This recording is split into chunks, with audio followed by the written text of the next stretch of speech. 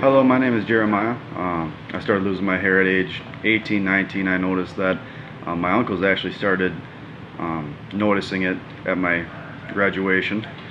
My father was bald, so was my grandfather on my dad's side, so I kind of knew it was inevitable that it was going to happen to me too.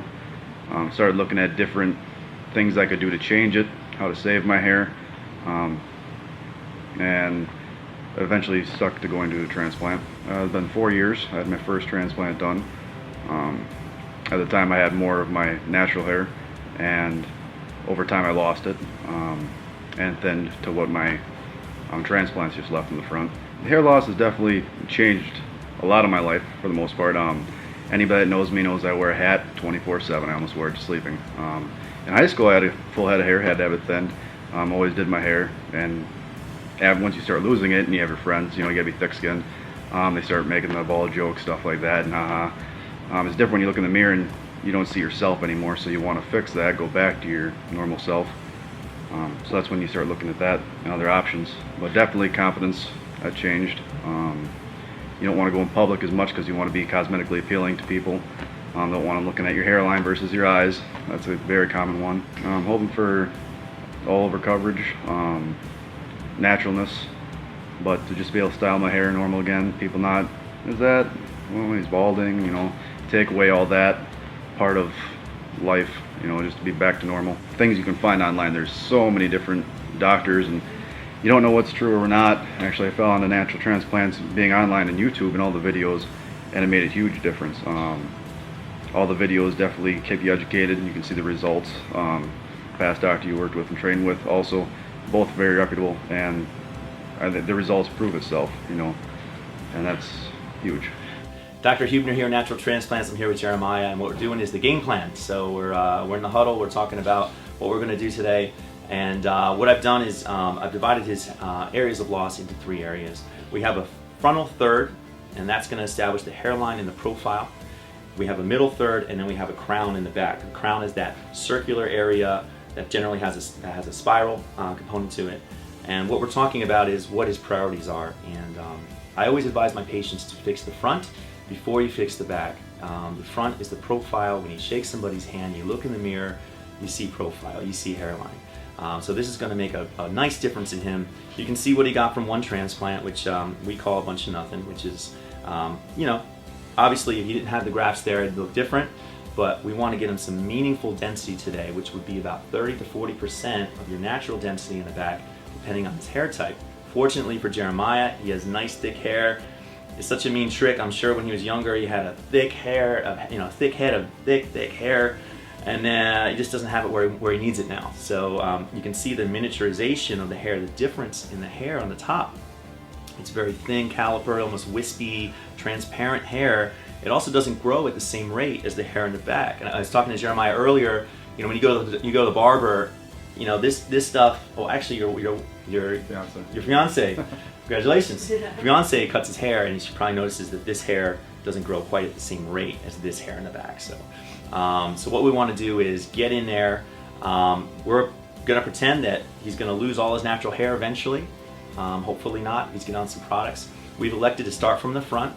1 and 2 hair micrografts to soften up this front, so it's a nice natural transition into some larger grafts behind there to get rid of this doll's hair appearance. Some of these grafts in the front that he has are a little too large. So we're going to soften all that up so he doesn't have the pluggy doll's hair look.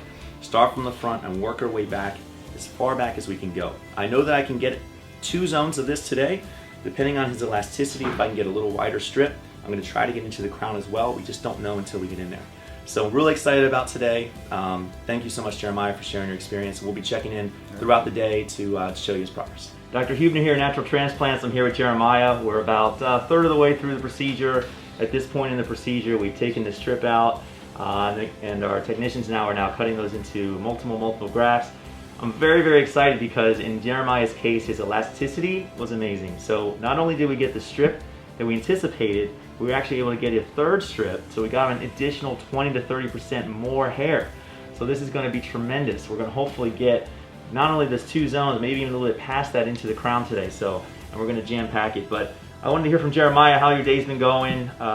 What's your experience been like so far? Good. I didn't feel much. I mean, you have the anesthesia and there's a couple of pricks. Anybody that's ever had a tattoo, it's not even that bad. So, and once you're numb, it's smooth sailing. We've been sitting here listening to some music, cracking some jokes, talking about Wisconsin, and easy day. So I'm going to bring you around here so you can see that the incision really isn't an issue as far as him wearing a hat. I'll come right around here and show you. So you can see from the side here that basically suture line is not an issue as far as trying to hide that from people. Remember, we actually shaved this area as well. So this is not just an area of loss, this is actually where we shaved it. And you can see how close that suture line is. And it goes all the way around ear to ear. You can see how far up we come. So this comes above the ear. This is all good hair. This was not utilized in his last procedure, so this is really exciting. We got him a 31 centimeter strip from that, so even more than 30 centimeters. His density, you can see, is great. That goes all the way around nice and tight, and you can see that really hiding that is not an issue. Now, Jeremiah allowed us to shave today, and there's a lot of advantages to shaving your head as far as the aftercare, washing these grafts.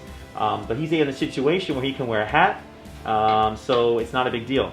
It's never mandatory to shave your head, but again, there are some advantages. But we do people all the time that are not able to shave their head and get great results as well. Just have to be a little more careful with the washing and aftercare. So, looking forward to seeing your progress, Jeremiah, and let's get some hair for you. Dr. Huebner here, Natural Transplants, here with my patient Jeremiah. And Jeremiah, how's the day been going? Good. What have you been doing? Just woke up from a nap. Had a couple of Valium, woke up from a nap. It's been real easy, man. We listened to some music. Hasn't felt a thing other than the anesthesia, right? So it's nothing to worry about. People get really nervous about when you're taking the strip out, how much it's going to hurt, how much pain you're going to be in.